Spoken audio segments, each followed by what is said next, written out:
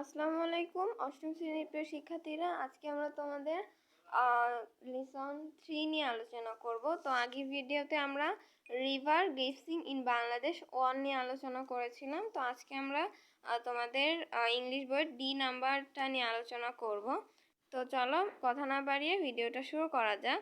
তো আমাদের এখানে ডি নাম্বারে আমরা একটা ডায়লগ দেখতে পাচ্ছি। তো এই ডায়লগটাই আমরা এখন পড়ব।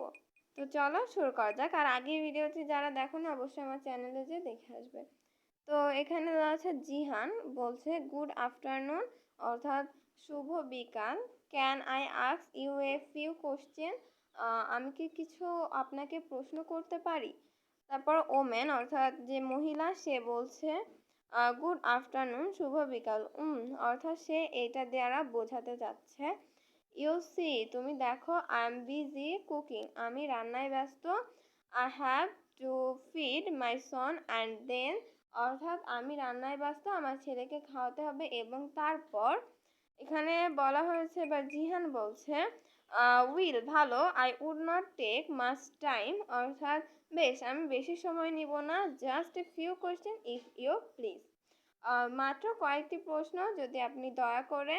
তা আপনাদের বাইরের কতদিন যাবত আছেন, অর্থাৎ যদি দেখো এখানে এই যে how long have you been here in this camp, অর্থাৎ যদি কিছু না মনে করেন তাহলে আমি অল্প কিছু প্রশ্ন করব।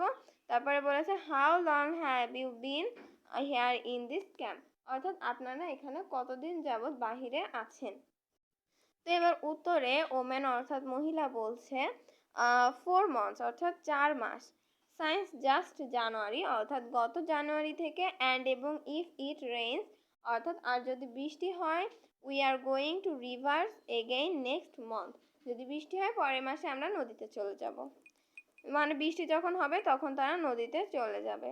তারপর এখানে আছে যেটা বলা হয়েছে what do you do for a living, অর্থাৎ জীবিকার জন্য আপনারা কি করেন।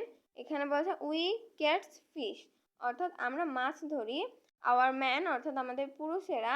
আর snake charmers and we help to touch and joint pains of old people, অর্থাৎ আমাদের পুরুষেরা সাপুড়ে এবং দাঁত ব্যথা বা বৃদ্ধদের গিরার ব্যথা উপশম করে। তারপরে এখানে দেওয়া আছে how do you help people, আপনারা কিভাবে মানুষকে আরোগ্য করেন বা রোগমুক্ত করেন, এখানে এটা বোঝাতে চেয়েছে।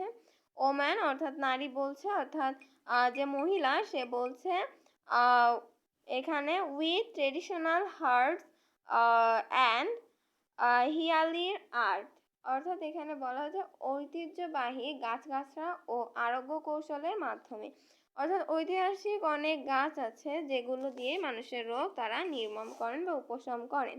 এবার জিহান বলছে উইল, ভালো। ইফ ইউ ডোন্ট মাইন্ড, এখানে বলেছে উইল, ভালো, যদি কিছু মনে না করেন। How much do you earn, আপনারা কত টাকা আয় করেন। ওম্যান নো এনাফ, অর্থাৎ যথেষ্ট নয়। অ্যাবাউট এখানে বলেছে 30,000 টাকা পার মান্থ, অর্থাৎ 3,000 টাকা আমরা আয় করি, অর্থাৎ এখানে প্রতি মাসে প্রায় 3,000 টাকা, কারণ এটা সবসময় তো আর বলা যায় না যে কখন কত টাকা হবে। তারপর বলা হয়েছে নাও, এখন।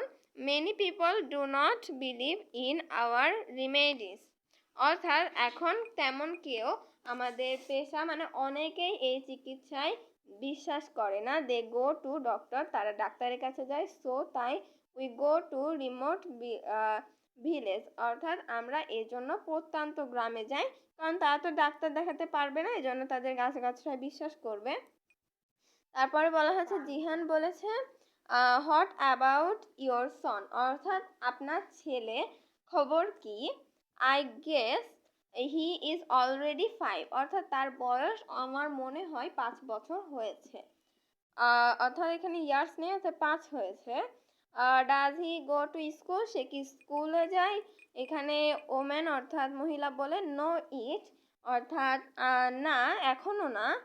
বাট কিন্তু I have heard about mobile boat schools in rivers, I will try to find one for my son, অর্থাৎ নদীতে ভ্রাম্যমান স্কুলের কথা আমি শুনেছি আমার ছেলের জন্য এটি স্কুল খুঁজে বের করার চেষ্টা করব। তো ইনি স্কুলে পড়ানোর চেষ্টা করবে, এটা বলেছে সে।